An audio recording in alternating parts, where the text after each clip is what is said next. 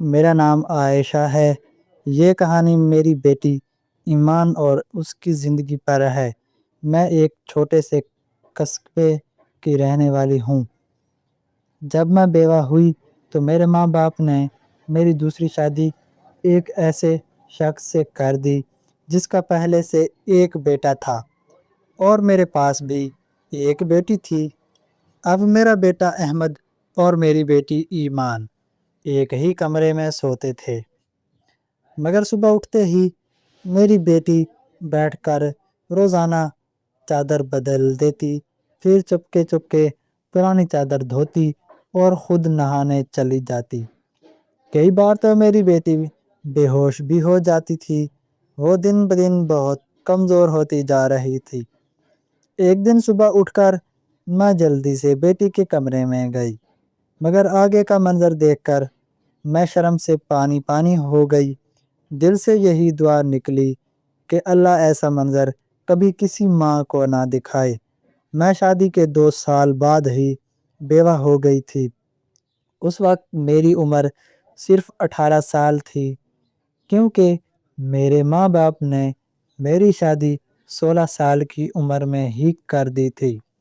میں اپنے ماں باپ کی اکلوتی بیٹی تھی، مگر مجھے لگتا تھا کہ میں ان پر ایک بہت بڑا بوجھ ہوں، جیسے میں ان کی بیٹی ہی نہ ہوں۔ میرے پیدا ہونے کے بعد میری ماں نے کوئی خوش نہیں دیکھی تھی، اور میرے والد کو بیٹے کی بہت خواہش تھی، اس لیے وہ مجھے پسند نہیں کرتے تھے اور ہمیشہ مجھ سے الگ رہتے تھے۔ وہ مجھے دل سے محبت نہیں دیتے تھے اور مجھ پر بہت غصہ کرتے تھے۔ کچھ خاندانی مجبوریوں کی وجہ سے میرے والد دوسری شادی بھی نہیں کر سکے، اسی وجہ سے وہ مجھ سے نفرت کرتے تھے، اور اسی لیے انہوں نے میری شادی بھی جلدی کروا دی تھی۔ میرا پہلا شوہر سرکاری اسکول میں استاد تھا۔ ہماری ایک 3 سال کی بیٹی بھی تھی، مگر ایک دن اسکول میں استاد تھا ہماری ایک 3 سال کی بیٹی بھی تھی مگر ایک دن اسکول سے آتے ہی راستے میں اس کا حادثہ ہو گیا اور وہ موقع پر ہی وفات پا گیا۔ وہ دن میرے لیے قیامت سے کم نہ تھا۔ کچھ دن بعد میرے سسرال والوں نے بھی مجھے میرے باپ کے گھر بھیج دیا، کیونکہ ان کے خیال میں منحوس تھی، جیسے میں نے ہی ان کے بیٹے کو مار دیا ہو۔ پھر میں چپ چاپ اپنی بیٹی کو سینے سے لگا کر روتی رہی۔ پھر میرے ماں باپ نے دوسری شادی ایک ایسے شخص سے کر دی جس کا پہلے سے ایک بیٹا تھا، اور میرے پاس بھی ایک بیٹی تھی۔ اس کے بیٹے کا نام احمد تھا اور میری بیٹی کا نام ایمان تھا۔ ہم سب ایک دوسرے ساتھ رہنے لگے اور وقت اسی طرح گزرتا رہا۔ دیکھتے ہی دیکھتے ایمان 16 سال کی ہو گئی اور احمد 15 سال کا ہو گیا۔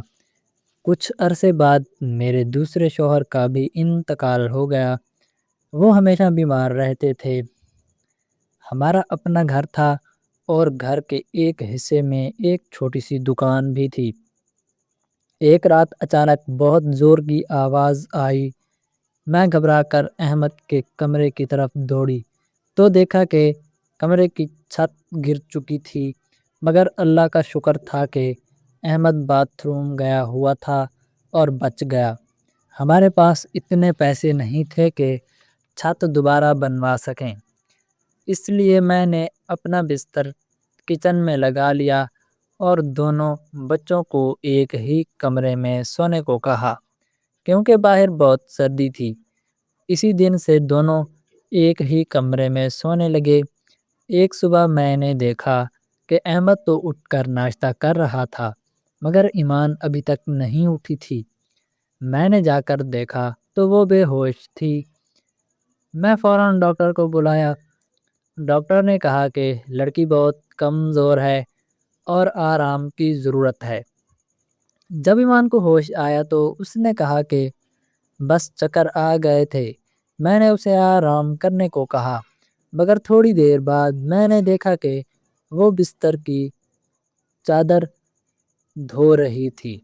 میں نے ڈانٹا کہ ڈاکٹر نے آرام کا کہا ہے، مگر وہ بضد تھی کہ چادر دھونی ضروری ہے۔ کچھ دن بعد پھر وہ بے ہوش ہو گئی۔ اس بار وہ بہت زیادہ کمزور لگ رہی تھی۔ ڈاکٹر نے سختی سے کہا کہ اس بات کو سنجیدہ لو، ورنہ جان کو خطرہ ہو سکتا ہے۔ میں نے دیکھا کہ وہ بار بار چادر دھوتی ہے اور مجھ سے چھپاتی ہے۔ میں نے احمد اور ایمان کو کچھ عجیب باتیں کرتے ہوئے بھی سنا، مگر سمجھ نہ سکی۔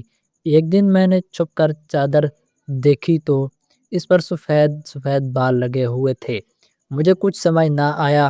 پھر ایمان نے خود آ کر مجھے سچ بتایا کہ احمد کے ایک امیر دوست نے ہمیں بلی کے بچوں کی دیکھ بھال کا کام دیا تھا۔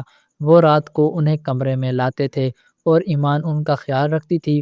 انہی بلی کے بچوں کے بال چادر پر لگ جاتے تھے، جنہیں وہ صبح دھو دیتی تھی۔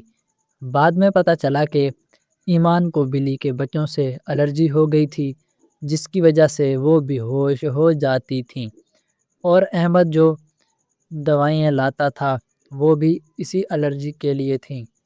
اس کام کے بدلے ہمیں روزانہ ہزاروں روپے ملتے تھے، جس سے ہم چھت بنوا سکیں اور گھر کا خرچ بھی چلنے لگا۔ یہ سب سن کر مجھے بہت شرمندگی ہوئی کہ میں اپنے بچوں کے بارے میں کیا کیا غلط سوچا۔ کچھ دن بعد احمد نے کمرے کی چھت بنوا دی اور ہمارے حالات بہتر ہونے لگے۔ آخر میں یہی کہنا چاہتا ہوں کہ ماں باپ کو بچوں پر نظر رکھنی چاہیے، مگر بلا وجہ شک نہیں کرنا چاہیے۔ اللہ کا شکر ہے کہ میرے بچے سمجھدار نکلے اور سب کچھ ٹھیک کیا۔ دوستو، امید کرتا ہوں آپ کو ہماری آج کی کہانی پسند آئی ہوگی۔ اگر کہانی پسند آئی ہے تو ہمارے چینل شعیب اسٹوریز کو سبسکرائب کر دیں اور بیل آئیکن کو دبانا نہ بھولیں، تاکہ آنے والی ہر ویڈیو سب سے پہلے بآسانی آپ تک پہنچتی رہے۔